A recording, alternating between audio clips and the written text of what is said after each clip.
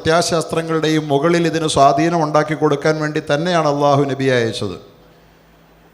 ആ സ്വാധീനത്തിലേക്ക് പരിശുദ്ധമായ ദീൻ വളർന്നുകൊണ്ടിരിക്കുമ്പോൾ സ്വാഭാവികമായും ഉണ്ടാകാനിടയുള്ള ഒരു വലിയ യാഥാർത്ഥ്യത്തിലേക്ക് അള്ളാഹു വിരൽ ചൂണ്ടുകയാണ്, വലൗ കരിഹൽ മുശ്രിക്കൂൻ. അങ്ങനെ ഒരു വളർച്ച ഈ ലോകത്തുള്ള മറ്റു പ്രത്യയശാസ്ത്രങ്ങളുടെ മുകളിൽ ഇതിന് കൈവരിക്കാൻ പോകുന്ന ഒരു മേധാവിത്വം വരുമ്പോൾ അതിനെ ലോകത്തുള്ള ബഹുദൈവ ആരാധക ശക്തികളെല്ലാം കൂടി ചേർന്ന് എതിർക്കും. അവർക്കത് അലോസരം ഉണ്ടാക്കും. പക്ഷെ ആ അലോസരങ്ങൾ എത്രയുണ്ടായാലും ആ അലോസരങ്ങളുടെ എല്ലാം നടുവിൽ അള്ളാഹു ഈ പരിശുദ്ധ ദീനിനെ വല്ലാഹു മുത്തിമ്മു നൂരിഹി പൂർത്തിയാക്കുക തന്നെ ചെയ്യും. എന്ന് പറഞ്ഞാൽ ആനുകൂല്യങ്ങളുടെ അനുകൂലാവസ്ഥകളുടെ നടുവിലല്ല അള്ളാഹുവിൻ്റെ ദീൻ വളരുന്നതെന്നർത്ഥം. അനുകൂലാവസ്ഥകളുടെ നടുവിലല്ല അള്ളാഹുവിൻ്റെ ദീൻ വളരുന്നത് എന്നാണ് അള്ളാഹു സൂചിപ്പിക്കുന്നത്. കാര്യങ്ങളെല്ലാം അനുകൂലമായി വരുമ്പോൾ ഞാനും ഇസ്ലാമിക പ്രവർത്തനങ്ങളുടെ ഒപ്പം ഉണ്ടായിക്കോളാമെന്നും പറഞ്ഞ് അനുകൂലമായ അവസരത്തിന് വേണ്ടി ഊഴം കാത്തു നിൽക്കുന്ന ധാരാളം പേര് ലോകത്തുണ്ട്. പക്ഷേ ഒഴിഞ്ഞിട്ട് കടലിൽ ഇറങ്ങാനാവില്ലെന്നതുപോലെ പ്രിയപ്പെട്ട കൂട്ടുകാരെ, അള്ളാഹുവിൻ്റെ ദീനി ലോകത്ത് വിഭാവനം ചെയ്യുന്ന പരിശുദ്ധമായ അള്ളാഹുവിൻ്റെ നിത്യദർശനം അത് ഈ ലോകത്ത് വച്ചു പിടിപ്പിക്കാൻ ആർക്കെങ്കിലും ആഗ്രഹമുണ്ടെങ്കിൽ ഈ സമര പോരാട്ടത്തിൻ്റെ ഭൂമിയിൽ ഈ ശക്തമായ സംഘർഷങ്ങളുടെ നടുവിൽ തന്നെയാണ് നാം ഇറങ്ങിത്തിരിക്കേണ്ടത്.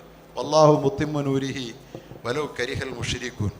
ശത്രുക്കൾ എത്രമാത്രം അലോസരപ്പെട്ടാലും അതിനിടയിൽ തന്നെ അള്ളാഹു ഈ ദീനിനെ ലോകത്തിൻ്റെ മുകളിൽ പൂർത്തിയാക്കും. ഇന്ന് നമുക്കെല്ലാവർക്കും അറിയാവുന്ന ഒരു യാഥാർത്ഥ്യമുണ്ട്. ലോകത്ത് ഐക്യരാഷ്ട്രസഭയുടെ ആസ്ഥാന മന്ദിരത്തിലായാലും അതുപോലെ തന്നെ യുണൈറ്റഡ് സ്റ്റേറ്റ്സ് ഓഫ് അമേരിക്കയുടെ ആസ്ഥാനമായ വൈറ്റ് ഹൗസിലായാലും അതുപോലെ തന്നെ ഇസ്രയേലിൻ്റെ ആസ്ഥാനമായ ടെല്ലവീവിലായാലും ഇന്ത്യ രാജ്യത്തിൻ്റെ തലസ്ഥാന നഗരിയായ ഇന്ദ്രപ്രസ്ഥത്തിലായാലും ലോകത്ത് എവിടെയും രാപ്പകൽ ഭേദമില്ലാതെ വർത്തമാനം പറയുന്ന ചർച്ച ചെയ്യുന്ന ഒരേ ഒരു സംവിധാനം ഇസ്ലാമാണ്. അത് അനുകൂലിച്ചാകാം പ്രതികൂലിച്ചാകാം. അനുകൂലിച്ചല്ല അധികവും പ്രതികൂലിച്ചാണെന്നുള്ളതാണ് സത്യം. വലൗ കരിഹൽ മുശ്രിക്കൂൻ. മുശ്രിക്കുകളുടെ എല്ലാ എതിർപ്പിൻ്റെയും വെറുപ്പിൻ്റെയും നടുവിലാണ് അള്ളാഹു ഇതിനെ പൂർത്തിയാക്കാൻ പോകുന്നത്. അള്ളാഹു ഒരു വട്ടമല്ല ഇത് പറഞ്ഞത്, വലൗ കരിഹൽ കാഫിറൂൻ. സത്യനിഷേധികളുടെ എതിർപ്പിൻ്റെ ഇടയിലൂടെയാണ് അള്ളാഹു അവൻ്റെ ഈ ദീനിനെ വളർത്തിക്കൊണ്ടിരിക്കുന്നത്. അടുത്ത കാലത്ത് വന്ന പഠനങ്ങളൊക്കെ ലോകത്തിൻ്റെ മുമ്പിൽ തെളിയിച്ച ഒരു സത്യമുണ്ട്. ലോകത്ത് ഏറ്റവും വേഗത്തിൽ കാറ്റുവേഗത്തിൽ വളർന്നുകൊണ്ടിരിക്കുന്ന മതം ഇസ്ലാമാണത്രേ. എങ്ങനെയാണ് ഇസ്ലാം വളരുന്നത്? അമേരിക്കയിലെ പ്യൂ റിസർച്ച് സെൻറ്റർ വെളിപ്പെടുത്തി അവരുടെ ഒരു പഠന വിവരം നമ്മളെല്ലാവരും വായിച്ചതാണ്. അതിലവർ പറയുന്നത് എന്താ നമുക്കെല്ലാവർക്കും അറിയാം. 2040 ലോകത്തെ ഏറ്റവും വലിയ മതമായി ഇസ്ലാം മാറാൻ പോവുകയാണ്. നമ്മുടെ കേരളത്തിൽ അത് ഒരുപാട് ചർച്ച ചെയ്തതാണ്. കേരളത്തിൻ്റെ പഴയ മന്ത്രിയായിരുന്നു നമ്മുടെ ജി സുധാകരൻ അവറുകൾ ജനം ടി വിക്ക് മുമ്പിൽ പോയിരുന്നിട്ട് ഇത് പറഞ്ഞപ്പോഴാണ് നമ്മൾ ശ്രദ്ധിച്ചത്. അങ്ങനെ പറഞ്ഞോന്ന്. അപ്പോൾ നമ്മൾ സെർച്ച് ചെയ്ത് നോക്കിയപ്പോഴും അങ്ങനെ പറഞ്ഞിട്ടുണ്ട്. പ്യൂ റിസർച്ച് സെൻറ്ററിൻ്റെ പഠനം അങ്ങനെ സൂചിപ്പിക്കുന്നുണ്ട്. അപ്പോൾ ലോകത്തേക്ക് വലിയ മതമായിക്കൊണ്ടിരിക്കുന്നത് എല്ലാ ആനുകൂല്യങ്ങളുടെയും നടുവിലെന്നല്ല.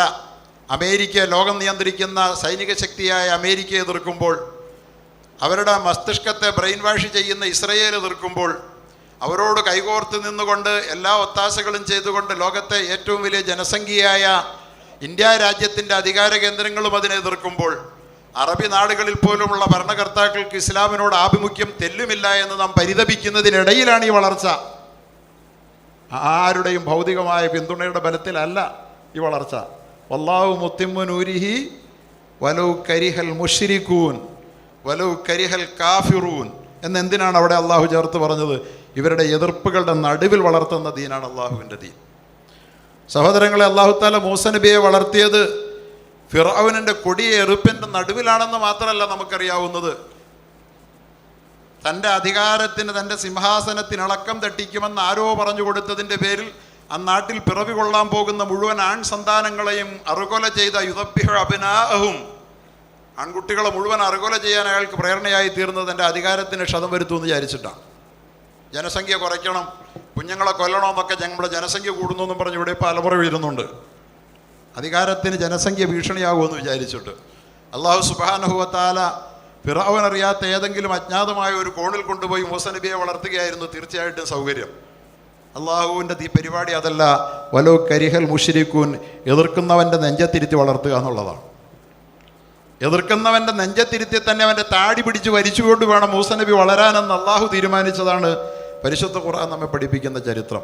ഞാനിത് പറയുന്നത് എന്തിനെന്ന് ചോദിച്ചാൽ, നാം ജീവിച്ചു വരുന്ന ഒരു കാലഘട്ടം പരിശുദ്ധ ഇസ്ലാമിൻ്റെ സാധ്യതകളെ സംബന്ധിച്ചുള്ള ആശങ്കകളാൽ മറ്റ് പലതിൻ്റെയും പ്രചാരകന്മാരും പ്രബോധകന്മാരുമായി മാറാൻ നമുക്ക് അല്ലാഹു നൽകിയിരിക്കുന്ന കഴിവുകളെ, സിദ്ധിവിശേഷങ്ങളെ, വാചാലതയെ, നമ്മുടെ ബൗദ്ധികമായ നമ്മുടെ ശേഷിയെ എല്ലാം നമ്മൾ ഇന്ന് ഒരുപാട് പ്രത്യയശാസ്ത്രങ്ങളുടെ വളർച്ചയ്ക്ക് വേണ്ടിയിട്ട് അതിനെല്ലാം നമ്മൾ അതിനു വേണ്ടിയിട്ട് വിട്ടുകൊടുക്കുന്നവരാണ് നമ്മൾ ഓരോരുത്തരും. നീ ആരാണ് എന്നെൻ്റെ മുമ്പിലിരിക്കുന്ന നമ്മുടെ കൂട്ടുകാരോട് ചോദിച്ചാൽ, അല്ലെങ്കിൽ എന്നോട് തന്നെ നമ്മൾ ഓരോരുത്തരോടും ചോദിച്ചാൽ നീ ആരാന്ന് ചോദിച്ചാൽ നമുക്ക് പറയാൻ ഏറ്റവും ഇഷ്ടം ഞാൻ കോൺഗ്രസ്സുകാരനാണെന്നാണ്.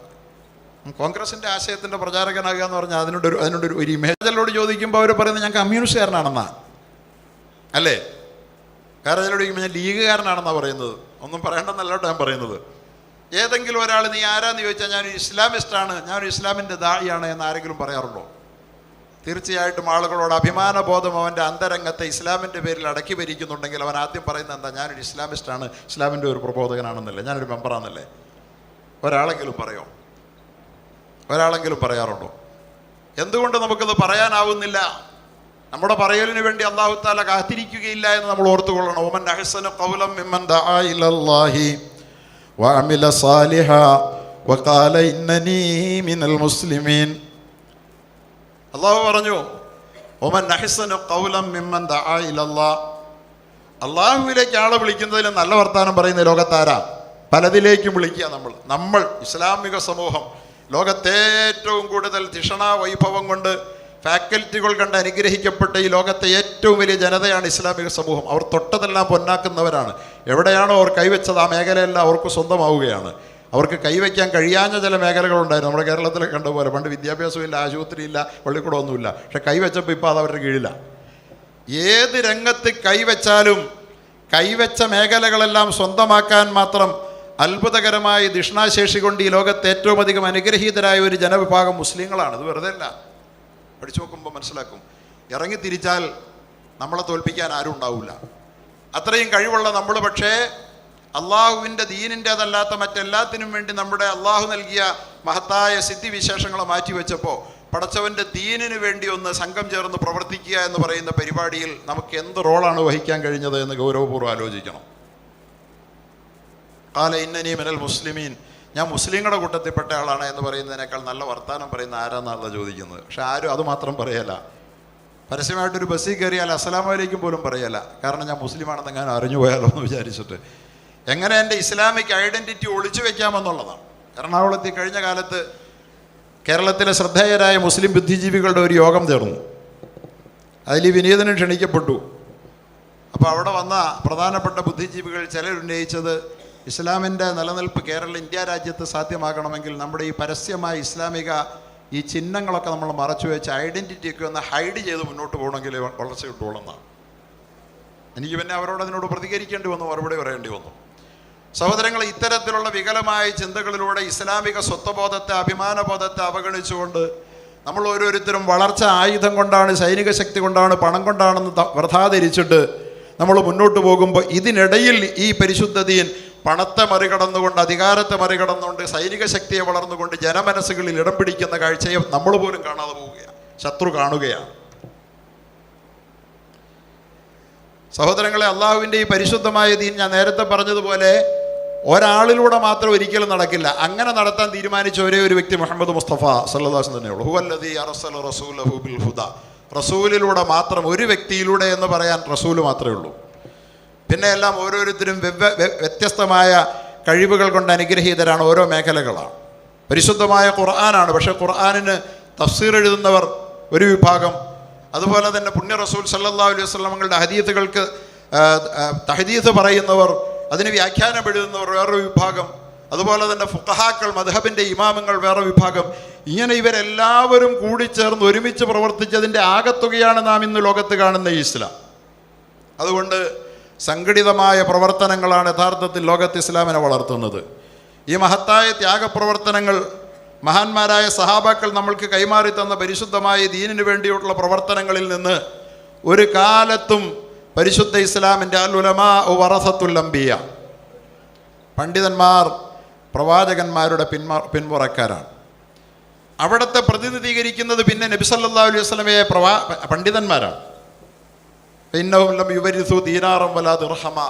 പക്ഷെ അവർ നമ്മുടെ മുമ്പിലേക്ക് മാറ്റി വയ്ക്കാൻ അവരുടെ കയ്യിൽ ദീനാറും ദിർഹമോ ഒന്നും കാണൂല. മുസ്ലിയാക്കന്മാർക്ക് കുറവുള്ളത് പൈസയ്ക്കാണ്.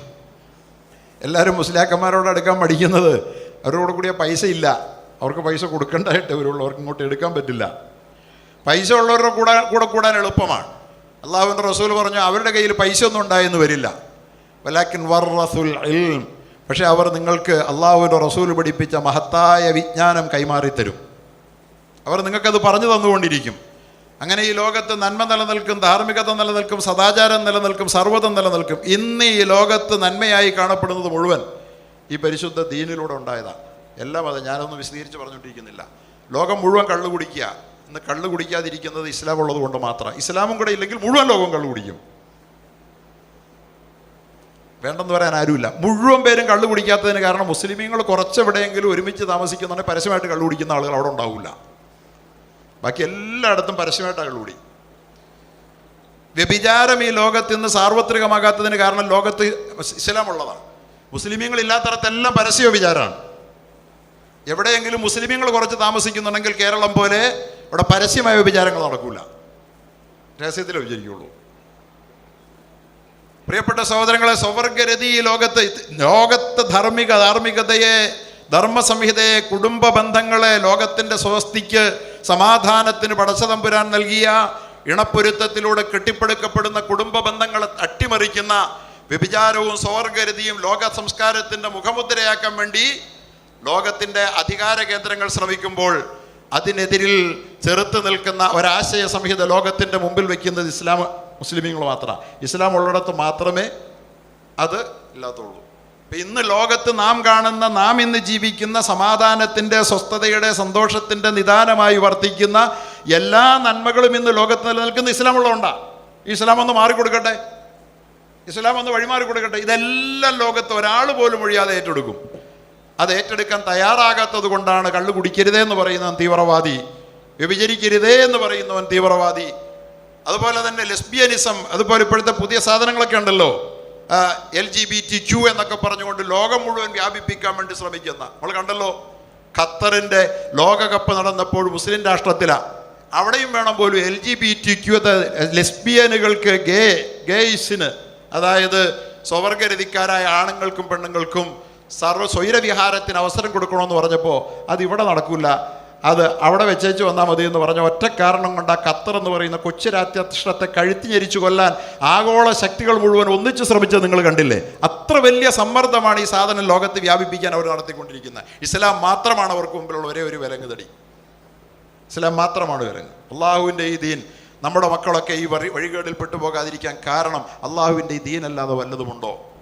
നമ്മുടെ നാടുകൾ ഈ മഹാതിന്മകളിൽ നിന്നൊരളവ് വരെയെങ്കിലും സുരക്ഷിതമായി നിൽക്കുന്നതിന് കാരണം അള്ളാഹുവിൻ്റെ പരിശുദ്ധമായ ദീനും ആ ദീൻ നമുക്ക് പറഞ്ഞു തരുന്ന ഈ പാവപ്പെട്ട പണം കൈവശമില്ലാത്ത ഉലമാക്കളുമല്ലാതെ വേറെ ആരെങ്കിലുമാണോ? പലരും പറയും മുസ്ലിയാക്കന്മാരൊക്കെ മോശക്കാരാണ്. ഞാൻ നിഷേധിക്കുന്നില്ല, പല മുസ്ലിയാക്കന്മാരും മോശക്കാരായിരിക്കും, അല്ലേ? എല്ലാവരിലും കുറച്ച് മോശമൊക്കെ ഉണ്ടായെന്ന് വരും. പക്ഷെ ഇന്ന് വരെ ലോകത്തിൻ്റെ ധർമ്മസംഹിത അടിസ്ഥാനമായ ലോകത്തിൻ്റെ ധാർമ്മികത നിലനിൽക്കുന്നതിന് കാരണമായ മഹത്തായ ഏതെങ്കിലും ഒരു സത്യത്തിൽ ഒരു അലിമ വിട്ടുവീഴ്ച ചെയ്തിട്ടുണ്ടോ? പലിശ ഹലാലാണെന്ന് പറഞ്ഞ ഒരൊറ്റ മുസ്ലിയാരുണ്ടോ? ലോകത്തെല്ലാവർക്കും ഹലാലാണ്. വ്യഭിചാരം ഹലാലാന്ന് പറഞ്ഞ ഒരൊറ്റ മുസ്ലിയാരുണ്ടോ? കള്ളുകുടി ഹലാലെന്ന് പറഞ്ഞ ഒരൊറ്റ മുസ്ലിയാരുണ്ടോ? സ്വവർഗരതി ഹലാലെന്ന് പറഞ്ഞ ഒരൊറ്റ മുസ്ലിയാരുണ്ടോ? പക്ഷേ ഏതെങ്കിലും ഒരു മതത്തിൻ്റെ ഏതെങ്കിലും ഒരു ആചാര്യന്മാർ ഇത് ഹറാമാണെന്ന് ഇപ്പോൾ പറയുമോ? ഒരാളെ കൊണ്ട് പറയിക്കാവോ? എല്ലാവരും ഞാൻ യേശു പറഞ്ഞു കഴിഞ്ഞു. ഇതൊക്കെ വേണ്ട എന്ന് പറയാൻ മാത്രമെങ്കിലും ഇന്ന് ഈ ഉലമാക്കളാണുള്ളത്. അതുകൊണ്ട് അൽ ഉലമാ വറസത്തുൽ അംബിയ. നിങ്ങളോട് എൻ്റെ മുമ്പിലിരിക്കുന്ന എൻ്റെ പ്രിയപ്പെട്ട സഹോദരങ്ങളോടുള്ള സ്നേഹം എനിക്ക് അതുകൂടിയാണ്. അള്ളാഹുവിൻ്റെ ദീൻ ഈ ലോകത്ത് പ്രചാരണം ചെയ്യാൻ ശ്രമിക്കുന്ന സാധുക്കളായ ഉലമാക്കളോട് അവരുടെ മറ്റ് ഭൗതികമായ വലിപ്പമോ വൈശിഷ്ട്യമോ ഒന്നും കണ്ടുകൊണ്ടല്ല, നിങ്ങൾ അള്ളാഹുവിനെ സ്നേഹിച്ചുകൊണ്ട്, നന്മയെ സ്നേഹിച്ചുകൊണ്ട്, ധർമ്മത്തെ സ്നേഹിച്ചുകൊണ്ട്, സദാചാരത്തെ സ്നേഹിച്ചുകൊണ്ട് നിങ്ങൾ അവരോട് ഒപ്പം ചേരാനും അവരെ സഹായിക്കാനും സഹകരിക്കാനും കാണിക്കുന്ന ഈ സന്നദ്ധത, ഇത് ലോകത്തിൻ്റെ നിലനിൽപ്പിന് കാരണമായ ഒരു വലിയ ദീനീ സേവന പ്രവർത്തനമാണ്. അള്ളാഹു നമുക്കൊക്കെ നന്മകളിൽ കൈകോർത്ത് പ്രവർത്തിക്കാൻ തൗഫീഖ് തരുമാറാകട്ടെ. പ്രിയപ്പെട്ട സഹോദരങ്ങളെ, ജമിയ്യത്തുൽ ഉലമാ എന്ന് പറയുന്ന ഈ പണ്ഡിത സംഘടന, ഇതൊരു പണ്ഡിത സംഘടനയാണ്. ഈ പണ്ഡിത സംഘടനയ്ക്ക് ഇന്ത്യയിൽ എന്തുണ്ട് പ്രാധാന്യം, പ്രസക്തി എന്ന് സ്വാഭാവികമായിട്ട് നമുക്ക് നമ്മുടെ മനസ്സിൽ ചോദ്യം ഉയർന്നേക്കാം. നമ്മൾ മനസ്സിലാക്കേണ്ടത്, ഇന്ന് ഇന്ത്യയുള്ളത്, ഇന്നിപ്പോൾ നമ്മുടെ ജീവിക്കുന്ന രാജ്യത്തെക്കുറിച്ച് നമ്മൾ പറയുന്നത് എന്താ? ഇന്ത്യ എന്നല്ലേ? നമ്മൾ ഈ കാണുന്ന ഇന്ത്യ ഉണ്ടായത് ജമിയത്തുൽ ഉലമായ ഹിന്ദു കൂടെ ഉള്ളതുകൊണ്ടാണ്. ഹിന്ദു കൂടി ഉള്ളതുകൊണ്ടെന്നല്ല, സത്യത്തിൽ ജമിയത്തുൽ ഉലമായ ഹിന്ദു ഉള്ളത് കൊണ്ട് തന്നെയാണെന്ന് പറയാം. കാരണം എന്താ? ഇന്ത്യ രാജ്യത്ത് ബ്രിട്ടീഷുകാർക്കെതിരിലെന്നല്ല, ഈ രാജ്യം കണത്തേക്ക് കടന്നു വന്ന ഒരു വൈദേശിക ശക്തികൾക്കെതിരിലും പോരാടാനും രാജ്യം വിട്ടുപോകണം, ഞങ്ങളെ അടിമകളാക്കരുതെന്ന് പറയാനും ഇന്ത്യയിലെ മുസ്ലിമീങ്ങളല്ലാത്ത ഒരു ജനതയ്ക്കും ഒരു കാലത്തും താല്പര്യമില്ല.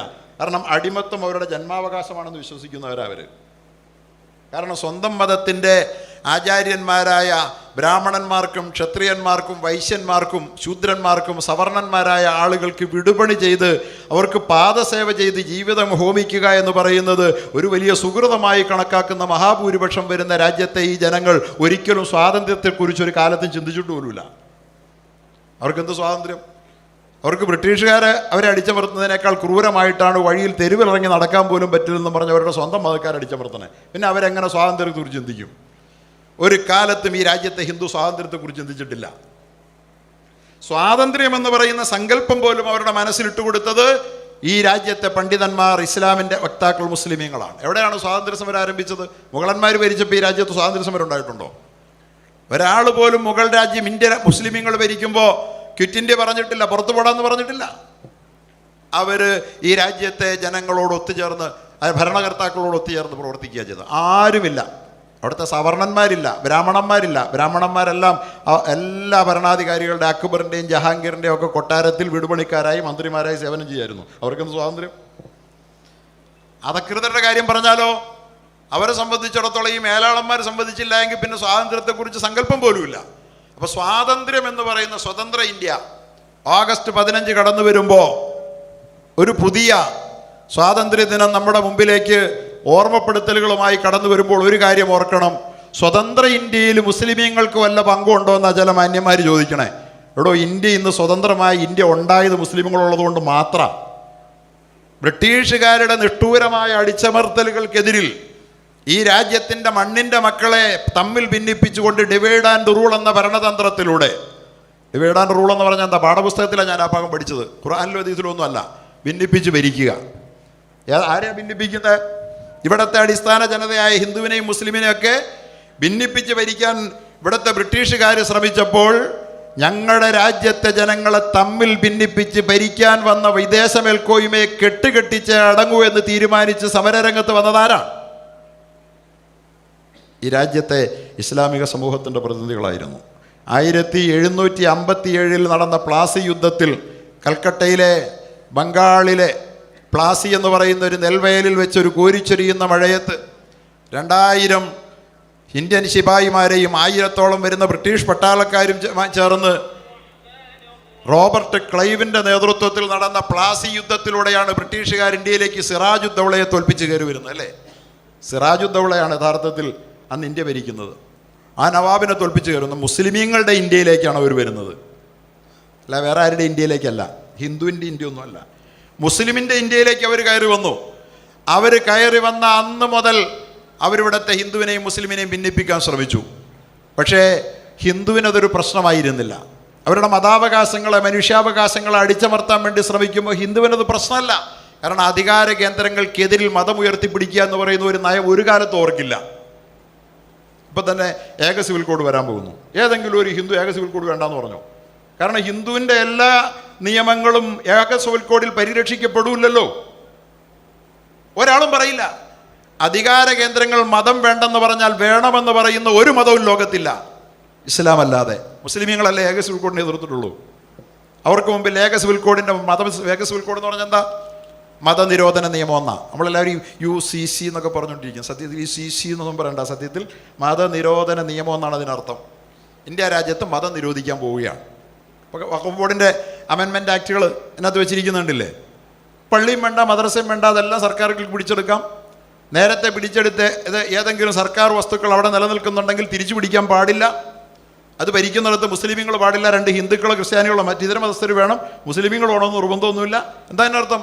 വഖഫും വേണ്ട, വഖഫ് ബോർഡും വേണ്ട, ഇവിടെ ഒരു മതവും വേണ്ട. UCC നടപ്പാക്കാൻ പറ്റില്ലെങ്കിൽ വഖഫ് ബോർഡുകളിലൂടെ പള്ളിയും മദ്രസയും പിടിച്ചെടുത്ത് നിങ്ങളുടെ മതം ഞങ്ങൾ ഇല്ലാതാക്കും. അത് എളുപ്പമല്ല. അതിന് സഖ്യകക്ഷികൾ ചിലപ്പോൾ സഹായിച്ചെന്ന് വരില്ല, എന്നാൽ ഇങ്ങനെ അയക്കാമെന്ന്. ഇവിടെ നടപ്പാക്കാൻ പോകുന്ന മതനിരോധന നിയമമാണ്. ഈ മതനിരോധന നിയമം ഈ രാജ്യത്ത് അതിശക്തമായ നിലയിൽ വളരുമ്പോഴും വാസ്തവത്തിൽ ബ്രിട്ടീഷുകാർ ഇന്ത്യ രാജ്യത്ത് മതനിരോധന നിയമം നടപ്പാക്കിയില്ല. അവനിവിടെ കയറി വന്നുകൊണ്ട് ഈ രാജ്യത്തെ ജനങ്ങളുടെ തമ്മിലടിപ്പിക്കാൻ ശ്രമിച്ചു എന്നുള്ളത് മാത്രമേ ചെയ്തുള്ളൂ.